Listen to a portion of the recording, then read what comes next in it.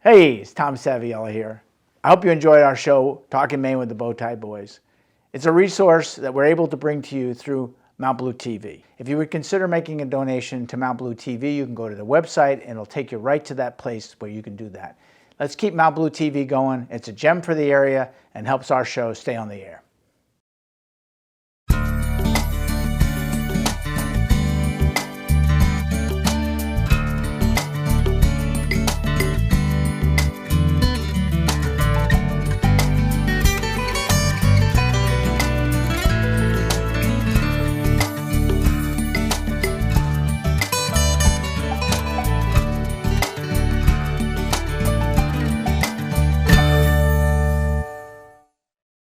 Welcome to Talking Maine with the Bowtie Boy. I'm Tom Saviello, and we're here today with somebody who she might as well just become my co-host because she's here on as much as anything. Lisa, welcome back. Thank you very much, Tom. Good to be here. Good to have you here. And you are? Kendra Baker. Kendra, nice to have you here. Welcome to the show. And we're going to talk about space, the final frontier. Oh. Dun, dun, dun. Yeah, no, that's right. That's not this show. We're going to talk about the United Way. But actually, we are. A little different tack than we've done before. So Lisa, why don't you explain to where we're going to go? Yeah, again, Tom, thank you for the privilege of being here. You've given us a lot of real estate recently to talk about United Way and all the good work we're doing, and we've been bringing on community partners and those that we fund. But today we're going to focus on United Way staff. So I'm the executive director, and today we have Kendra Baker, who is our finance and operations coordinator, with us as well. The money lady. Yeah. Oh. Well, so let's do that. Let me twist it a little bit. What's the executive director's job? We never really talked about that. Tom, Then we'll go to do you have a little while? I think the show's only half an hour. Because remember, we got Kendra here, so just give a snapshot. Yeah, because sometime we should have you come on and talk more details about that. I would be happy to. I think it'd be great. Yeah, so in a nutshell, it's overseeing all of the both visioning and strategic planning, as well as all the daily activities. So it is the head honcho who also mucks out the toilet occasionally. Head honcho. That's a good way to describe it. So Tom, in all seriousness, there are only 3 staff. So we have Kendra, Nicole Ernest, and myself, and we all have varying responsibilities. But so there's the administration, there are the community programs and the volunteer engagement and the fundraising. Kendra also has a lot of fundraising responsibility. She's incredible at that. And she also has all of the processing of our money that we do raise and making sure we're accountable and transparent and our books are in order, which is absolutely essential. I would think so, and we'll talk about that perhaps a little bit at the end of the show. So tell it, Kendra, what do you do? You know, besides count the money and all the beans we get in. Oh gosh.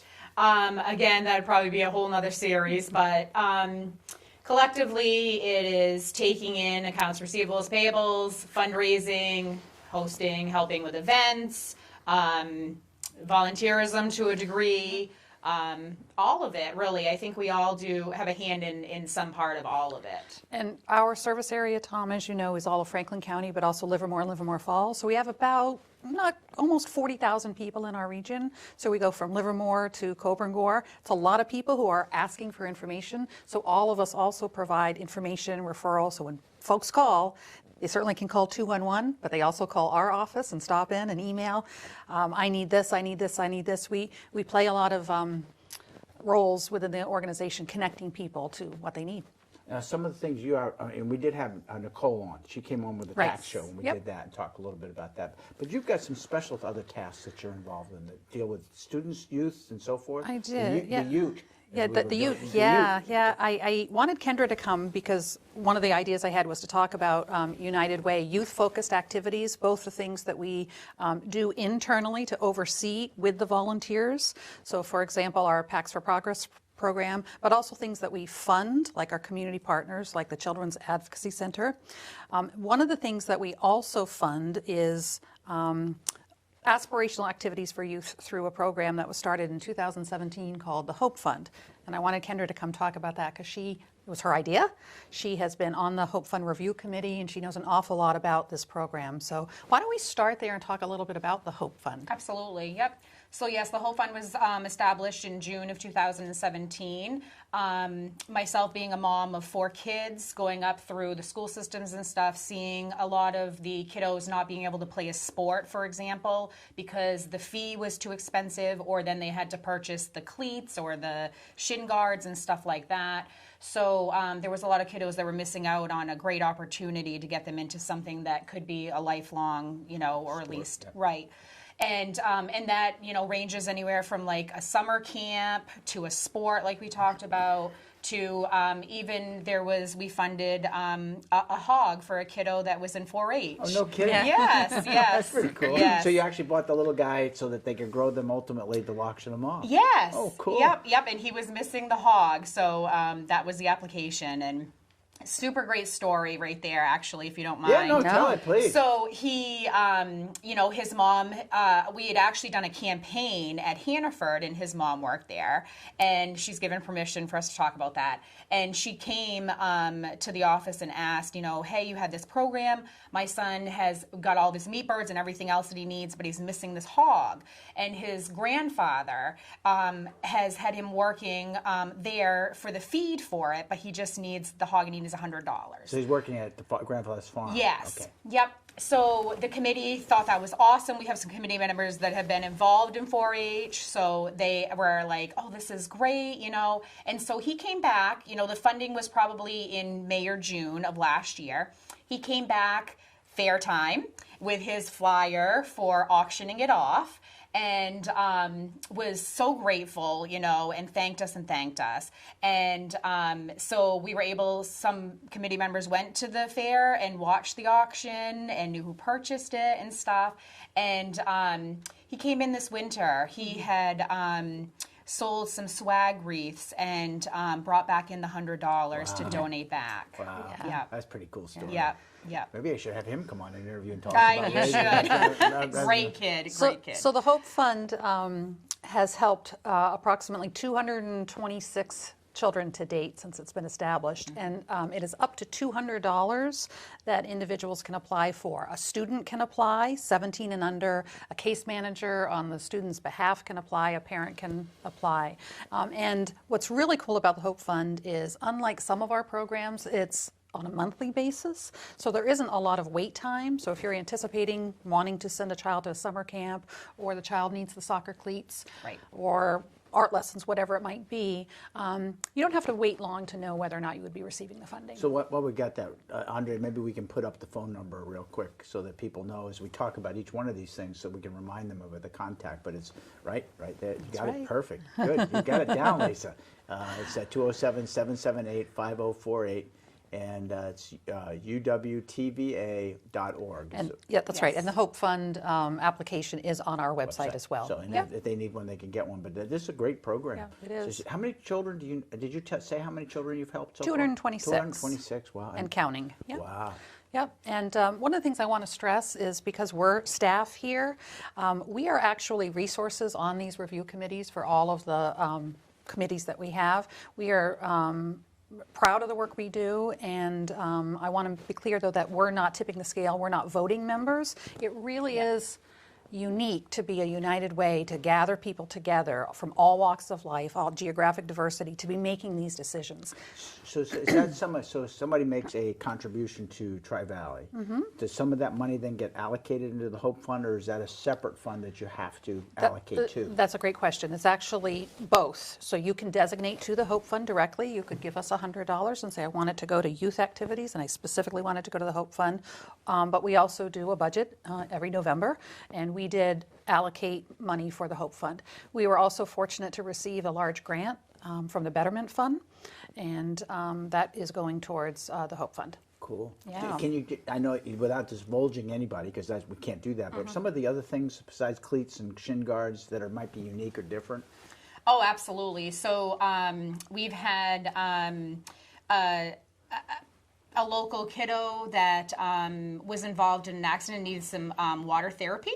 So we were able to provide that through UMF for him to be able to regain his gross and fine motor skills and stuff.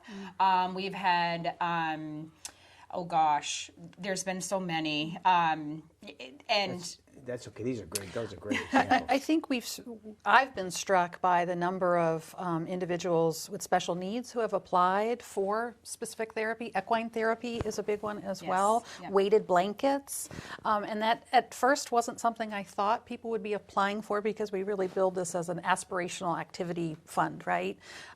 But without our support, a lot of the children with special needs were not able to even do anything aspirational until, remember one of the first ones was the cassette tape? Yes, a young man in school, his teacher actually wrote on his behalf, filled out the application and put in a phone call and said, you know, I work with this young man early in high school, and he has autism, and he loves his cassette thing with his, you know, when he's stressed, he'll go and put that over his ears, and he'll sit in the corner. Well, long story short, something happened, it got broke. And, you know, it was like a $27 cassette, you know, old Walkman type thing. Yeah. So we were able to provide that. And he wrote in this letter. It was beautiful. Wow. Yeah. Hey, how did you get the idea of the Hope Fund? Because you started in 2007, right? 17. 17. Yep. Yep.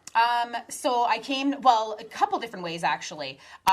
Passion of mine is youth and seniors, actually. And I had a conversation because when we're out campaigning and talking with business people, a lot of times the passion of the business people was youth. You know, somebody was burned out, or somebody needed to have, money for a fee for a sport or something. And so I'm like, well, what better way than for us to be able to create a fund, because it's our passion, well, mine, and well, it's actually all of ours, and along with the support of business people and donors in general. So we're able to give back that way. And you know, sometimes it's not the kiddos' fault if, you know, they're 10 and they want to play a sport or go to a summer camp or play an instrument and they're not able to. Wow. And United Way, as you know, is an extremely impactful organization, but we are an organization that works with funds and with systems. We're not a direct support, so there is a perception that individuals can come and get a gas card or their fuel tank filled or their soccer camp paid for immediately when they just knock on our door.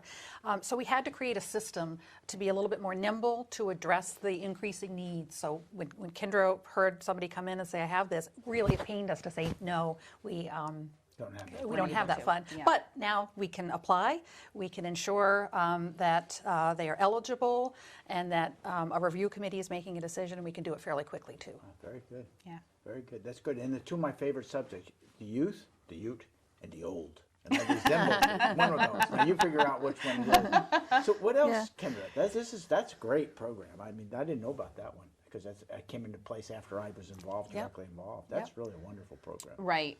And I assume that covers the whole county, too, the whole Tri-Valley County. Franklin County and Livermore and Livermore Falls. Yep, absolutely. Yep, and we do have a very vast reach of people that are applying for it. Yeah, I'd encourage folks to go to the website again, UWTVA.org. And look at the Hope Fund, which is under What We Do, Community Investments. And look at the overview, because we just did some data crunching, and I was really pleasantly surprised to see the breakdown geographically of where folks are applying from. Farmington is often, seen as, the county seat, and everything happens in Farmington, but we are actually spreading those Hope Fund dollars out into everywhere in Franklin County and Livermore Falls. Cool. So what else do we got? What else are you we want to talk about? We're going to talk about our initiatives first, like Packs for Progress. Yep, we did 615 or so backpacks this year. Yeah. Nicole Ernest oversees that program called Packs for Progress, an amazing program. Guess how many backpacks we packed the very first year? Oh, I remember it was like 40. 25. I was close. Yeah. I wasn't bad. It was just, one of those things. I remember I was there when we did. The first or second year I helped pack them. Yep. It wasn't many. We were done like in an hour. Right. Yeah. And it was one of those things where we knew as an organization we needed to do something. And we partnered with Farmington Rotary and some other organizations. We thought 25 backpacks, woohoo, we're rocking it, right? And we did a great job. And, I think we were doing that in response to a number of grandparents who were asking for help with their grandchildren that they had just recently, put in school. And we said, sure. So now, several years later, it has grown to over 615. We have a goal of 700 backpacks to stuff with school supplies this year. You can designate a contribution to United Way to our Packs for Progress program. You can also collect school supplies in your workplace. Donate pencils, pens, whatever it is. That program, by the way, has kind of grown into other things going into the backpacks. So Yeah, so let's give it, because I remember when I first was involved out in the hinterlands, they were doing something out of the economic ministry like that, where they would put a pair of sneakers in it and some equipment, some school equipment into it, and then you guys really grew into that. So tell me what a typical backpack. So if somebody's watching this show and knowing that, and I assume you do this in the fall. we do. Yeah, we're so collecting all year. All year long. So if they want to bring something into the office to donate, what might they be considering besides pencils and pens? I can do that list. Sure, go ahead. That's Here right, we go, you've ordered it. We got into her sweet spot. So on I do that the one. ordering too a lot, but so yes, it ranges anywhere from notebooks, pencils, pens, crayons. I mean, it depends on the age group, of course, as well. Erasers, paper, extra paper. Sometimes we have tissues that go in there. Rulers, pencil sharpeners, yeah. Yep, pencil sharpeners, scissors. Again, depending on markers and stuff like that. We're also in the partnership of the Underwearness project. We're We've able. had him come on the show. Yeah. Here. Yes, we're able to do the socks and underwear and undergarments and stuff, which a lot of people, even myself, didn't realize, when you go to a school and say, what do you need? You think Clorox wipes or something like that, but they say, underwear. And you don't think about that. The little kiddos have accidents and stuff like that. So, yeah, it's really great. One of the opportunities that we seized after the backpack program started to really take off was to do an offshoot called Tools for Teachers. So not only are the kiddos getting a backpack stuffed late August, they'll pick them up, they are now able to access school supplies through their teachers because we do this massive tote, which a volunteer that Kendra secured created with a logo for each school, so a cougar for the high school and middle school, and we do 17 of those, so we do 17 schools, including school in Stratton, filled with not only undergarments, because we also have that partnership with Western Maine Underwearness Project, but as Kendra mentioned, the Clorox wipes, the tissues, and increasingly hygiene products that we're packing up for students who may not have access to deodorant or sanitary products and so forth. So, Wow.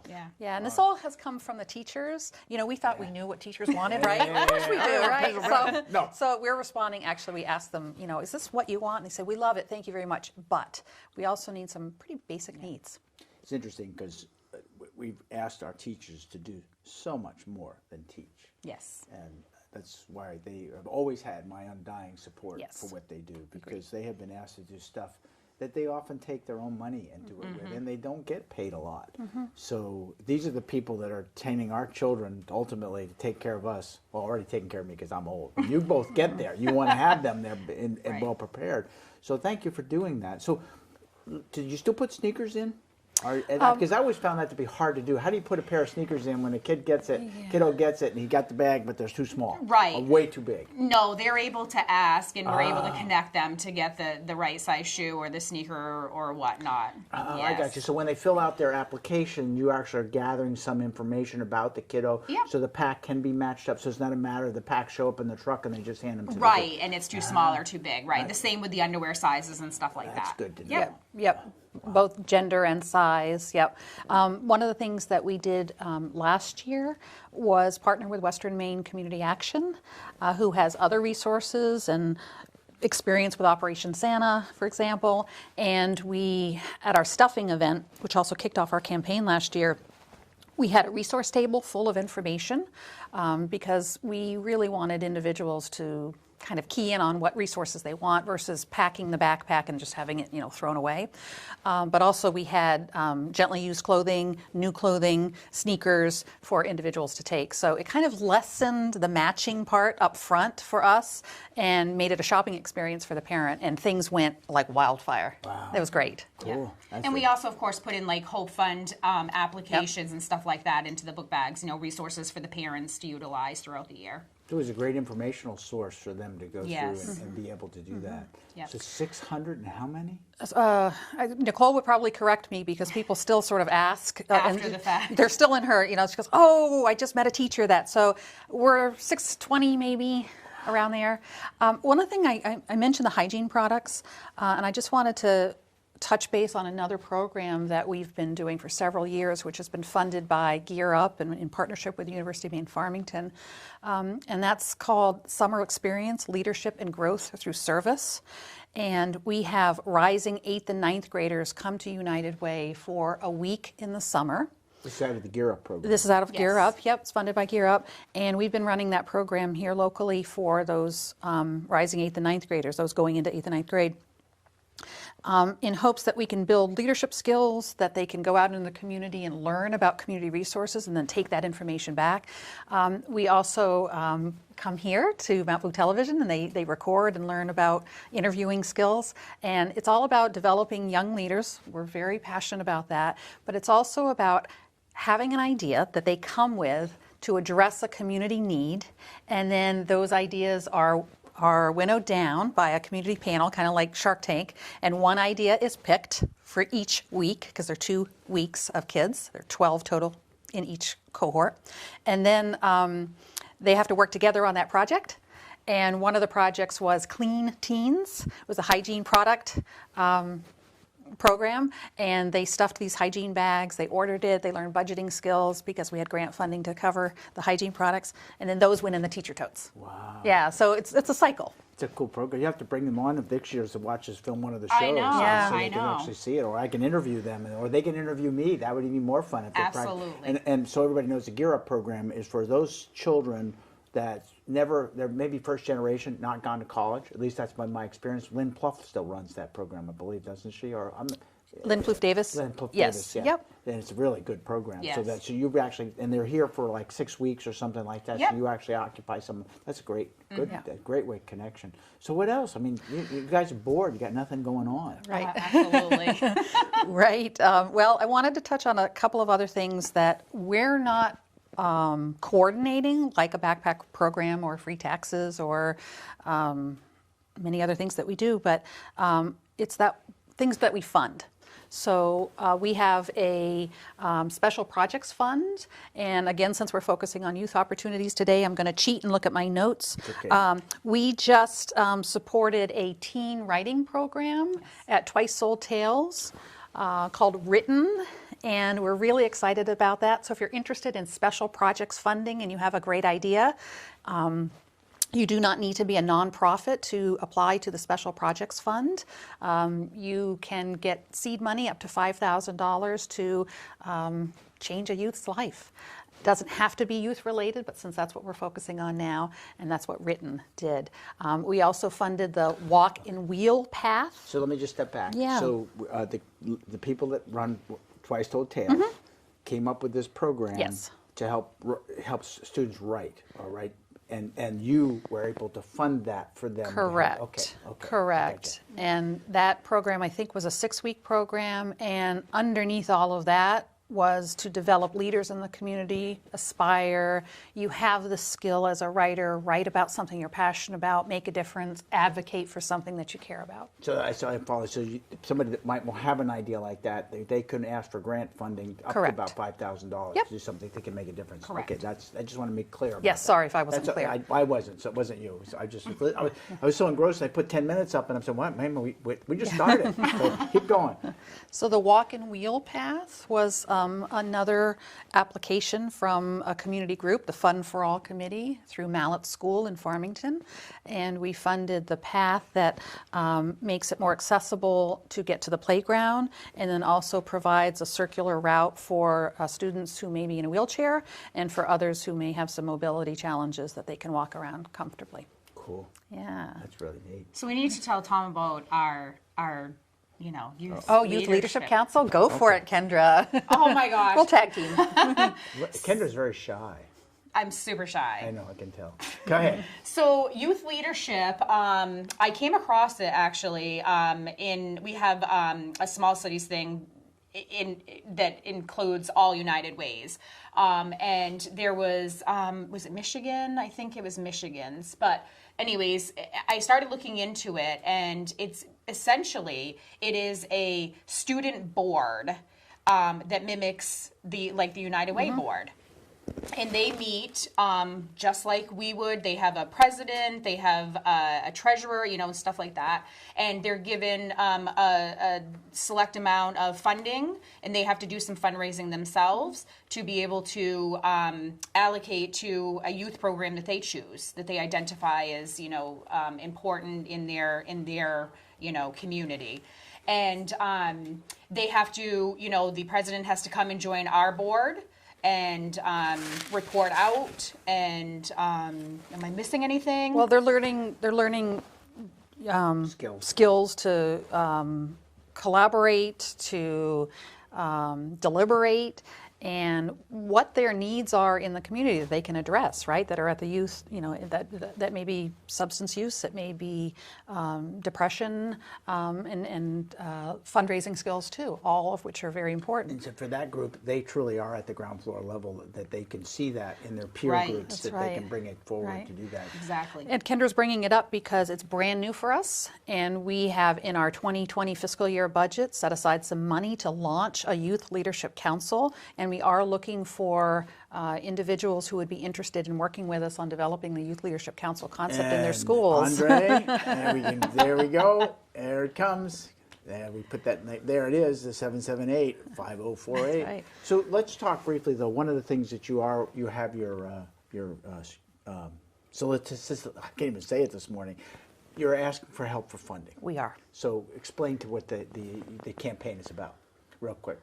So we raise money every year to give back to the community in a variety of ways, some of which we've touched on today, including community partners, which we haven't had time to talk about today. Next show. Yep, like the Children's Advocacy Center or the task force.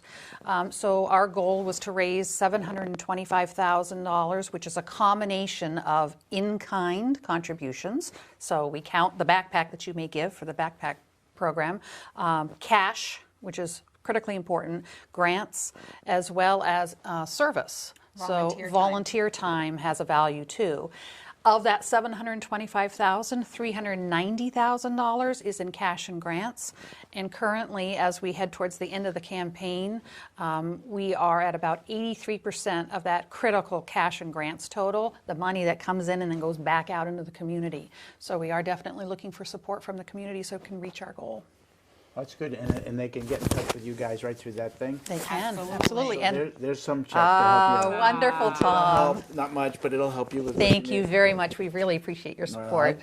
You know how I feel about what you guys do and what you make a difference in this community. And it's whether it's the heating fund that you help get people to, or now knowing about these youth programs, I think is phenomenal, because if we don't help them at this stage, then they're lost. That's right. This is the critical point, because not when they're 30 years old or 20 Right. years old. It's when Absolutely. they're 10, Starting. 12. Yep. Because if Yeah. you don't, they really then create, the brain paths get created, and it's really that's almost right. impossible That's to right. turn it around. And Tom, I'll just leave with a couple of last minute words, and that is all the money that's raised here stays here. It is Yes. local, Yes. local. So these are local children that we're helping.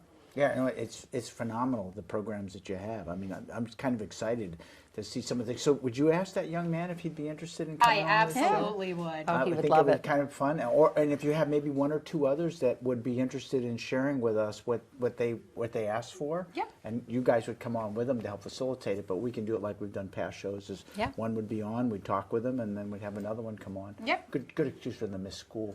Yes. I And, think he would enjoy that. Yeah, I think it would be great to have him talk about that, and I think the fact that he brought it back to the Yes. back Yeah. and return, said you gave me, I did mine. Now let me let someone else enjoy that. I Yeah. think that would be a great story to tell. Yeah. And then we need He's to a bring model. those kids Yeah. on that you have in their Yeah. leadership. They Yeah. can they tell them they're going to practice their interviewing skills so they can come on and interview. I want the young girl who brought her idea back, the snack pack program, to Kingfield, and then yeah. Kingfield Elementary did it, and then that grew to Stratton, and then we funded the Stratton program. So it's like Johnny Appleseed. We're planting seeds, right, with these youth Paying it activities and forward. It's all programs. paying They're it paying it forward, forward, yeah. and it just grows. Well, super. Well, thank you so Thank you, much for coming Tom. on Thank the you. show. Thanks, Tom. Yeah, thank you so much. Nice meeting you, Kendra.